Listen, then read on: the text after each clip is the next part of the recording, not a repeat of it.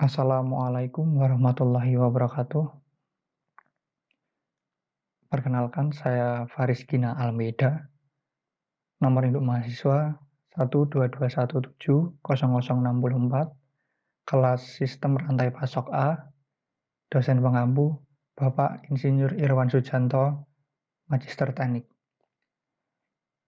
Di sini saya akan mempresentasikan tugas besar sistem rantai pasok mengenai pengukuran kinerja supply chains atau bisa disingkat PKSC. Masuk ke dalam materi. Yang pertama, pengukuran kinerja supply chains menurut Lee dan Amaral tahun 2002 adalah suatu siklus yang terdiri dari identifikasi masalah, memahami akar penyebab masalah, merespon dengan tindakan yang korektif, dan secara kontinu memvalidasi data, proses, dan tindakan. Untuk di sebelah kanan, tersebut merupakan gambar siklus dari pengukuran kinerja supply chains untuk sedikit lebih mempermudah dalam memahami pengukuran kinerja supply chains tersebut. Untuk selanjutnya, ada alasan dilakukannya pengukuran kinerja supply chains. Yang pertama, yaitu untuk memonitoring dan pengendalian. Kemudian yang kedua ada untuk mengkomunikasikan tujuan organisasi ke fungsi-fungsi pada supply chains.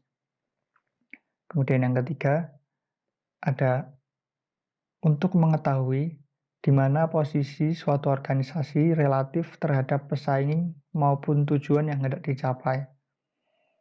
Kemudian yang keempat, untuk menentukan arah perbaikan untuk menciptakan keunggulan dalam bersaing.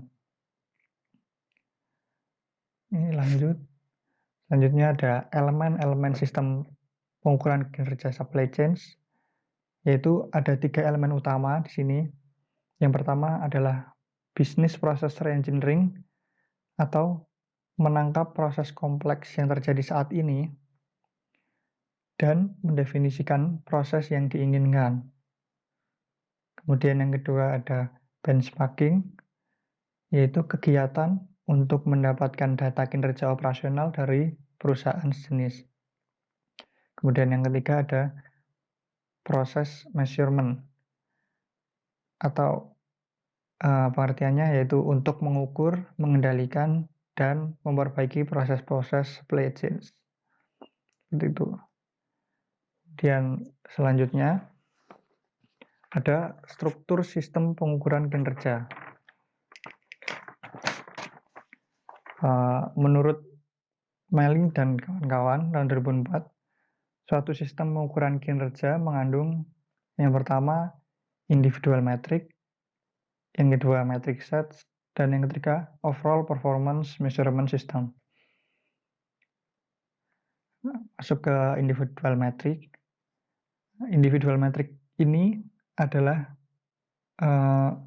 merupakan cakupan yang paling sempit, berada pada tingkatan paling bawah dari struktur sistem yang lainnya. Kemudian pengertian metrik sendiri yaitu suatu ukuran yang bisa diverifikasi, diwujudkan dalam bentuk kuantitas ataupun kualitatif, dan didefinisikan terhadap suatu titik acuan tertentu. Nah, kemudian jumlah metrik pada sebuah sistem pengukuran kinerja bisa cukup banyak. Nah, ini ada contoh-contoh metrik atau metric definition template. Ya, ada beberapa atribut seperti nama, tujuan, target, formula, dan lain-lain. Kemudian di sebelah kanannya terdapat penjelasan. Seperti contoh, ada nama, penjelasannya gunakan nama metrik yang tepat. Kemudian atribut tujuan, harus jelas hubungan antara metrik dengan tujuan organisasi. Atribut target, perlu target sebagai benchmark. Formula, formulasi yang jelas bagaimana nilai kinerja diperoleh, dan seterusnya.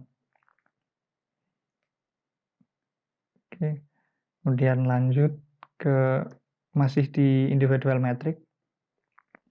Di sini agar suatu metrik bisa efektif, yaitu yang pertama harus masuk akal dan dimengerti dengan baik oleh mereka yang menggunakan. Jadi individual metrik ini harus masuk akal. Kemudian yang kedua harus value based atau dikaitkan dengan bagaimana organisasi menciptakan value ke pelanggan atau terhadap kepentingan pihak lain seperti supplier atau investor dan lain-lain. Kemudian yang ketiga harus bisa menangkap karakteristik atau hasil dalam bentuk numerik maupun nominal. Kemudian yang keempat, sedapat mungkin tidak menciptakan konflik antar fungsi pada suatu organisasi. Kemudian yang kelima, harus bisa melakukan destilasi terhadap data yang banyak tanpa kehilangan informasi yang terkandung di dalamnya.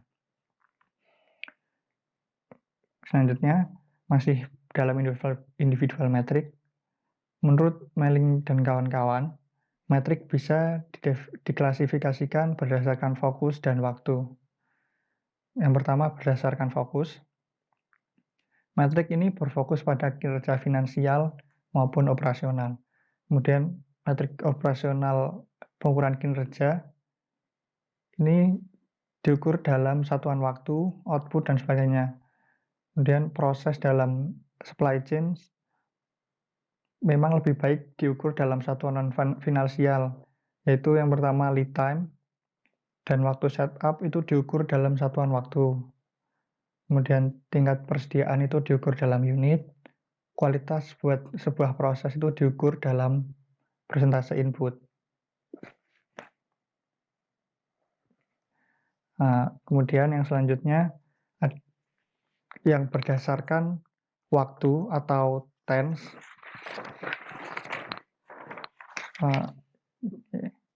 Itu metrik bisa digunakan untuk mengukur kinerja masa lalu ataupun memprediksi kinerja yang akan datang atau masa mendatang. Seperti itu. Kemudian di bawah ada tipologi metrik menurut atribut fokus dan tense. Dari yang sudah dijelaskan tadi, individual metrik ini dibagi menjadi dua, yaitu berdasarkan fokus dan berdasarkan metrik. Dari fokus ada financial dan operasional. Untuk metrik tense ada outcoming dan prediktif atau masa mendatang. Ini cara pembacanya, contohnya pada fokus operasional masa mendatang, yaitu fungsinya untuk memperbaiki lead time. Atau di sini berkaitan dengan subproses dan setup. Kemudian untuk fokus di finansial untuk masa yang akan datang, itu mengenai biaya lembur per jam dan lain-lain. Contohnya untuk memperbaiki kekurangan anggaran. Seperti itu, ini keterkaitan antar atribut, baik atribut fokus maupun waktu, seperti itu.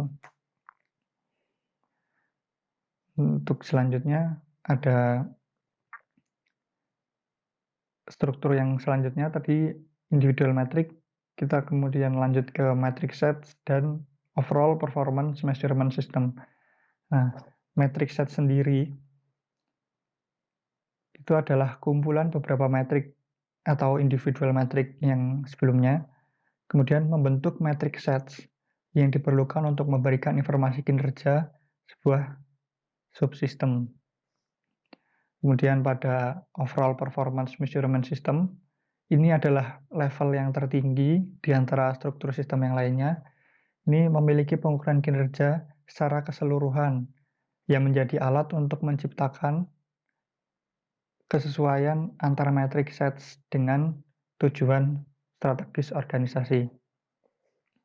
Nah, itu untuk struktur sistem dari pengukuran kinerja supply chain. Kemudian kita lanjut ke pendekatan proses.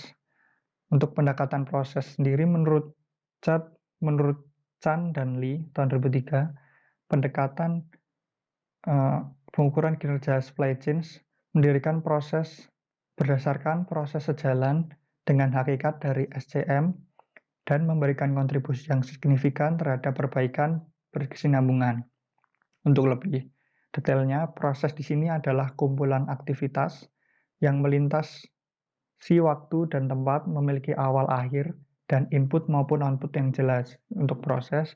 Kemudian hakikat SCM sendiri adalah mendorong terjadinya integrasi antara fungsi.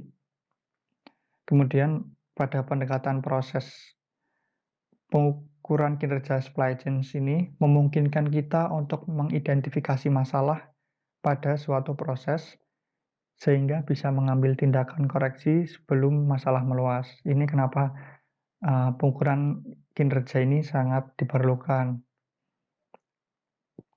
Kemudian selanjutnya ada metrik kinerja supply chain. Ada 7 metrik. Yang pertama yaitu ongkos. Kenapa ongkos? Karena aktivitas butuh sumber daya, dan ongkos ini adalah sumber daya untuk menjalankan aktivitas tersebut. Kemudian yang kedua ada waktu. Waktu ini diperlukan untuk menjalankan aktivitas. Yang ketiga kapasitas, yaitu ukuran banyaknya volume yang dapat dikerjakan sistem. Kapasitas. Untuk kapabilitas, ini kemampuan supply chain. Nah, kapabilitas sendiri ini dibagi menjadi 3.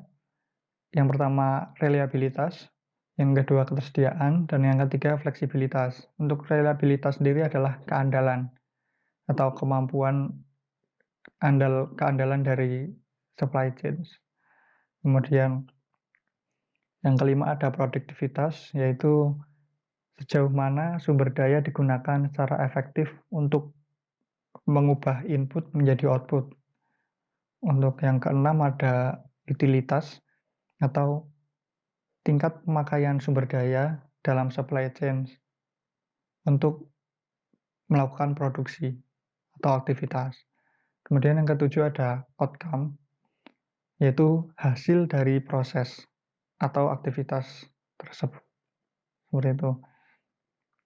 Kemudian yang selanjutnya model score atau supply chain operation reference. Oke. Nah, model score sendiri yaitu mengintegrasikan 3 elemen utama. Seperti yang sudah dijelaskan tadi, 3 elemen utama yaitu yang pertama business process reengineering, yang kedua benchmarking, yang ketiga proses measurement. Kemudian selanjutnya 5 proses dalam score. Yang pertama adalah plan atau bisa disebut rencana. Di sini adalah plan di sini menyeimbangkan permintaan dan pasokan dalam memenuhi kebutuhan, pengadaan, produksi, dan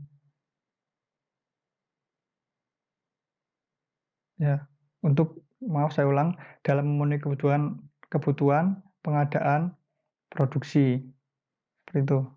Kemudian yang selanjutnya ada source. Di sini adalah proses pengadaan barang atau jasa untuk memenuhi permintaan.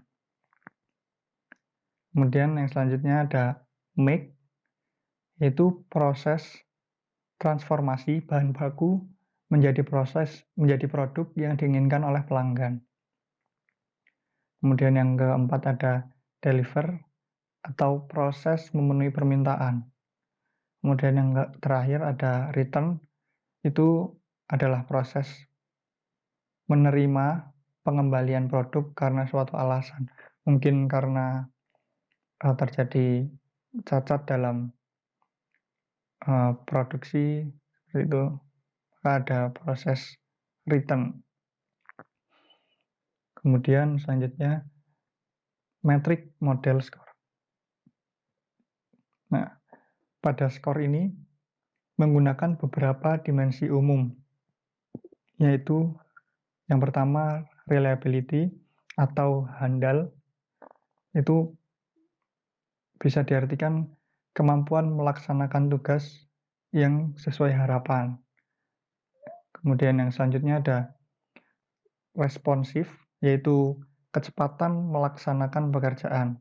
Seberapa responsif, seberapa cepat dapat melaksanakan pekerjaan. Untuk yang ketiga ada agility, yaitu kemampuan merespon perubahan untuk tetap kompetitif. Kemudian yang selanjutnya ada cost. Di sini adalah biaya untuk menjalankan proses. Kemudian yang terakhir ada aset atau kemampuan memanfaatkan aset atau sumber daya untuk kepentingan produksi.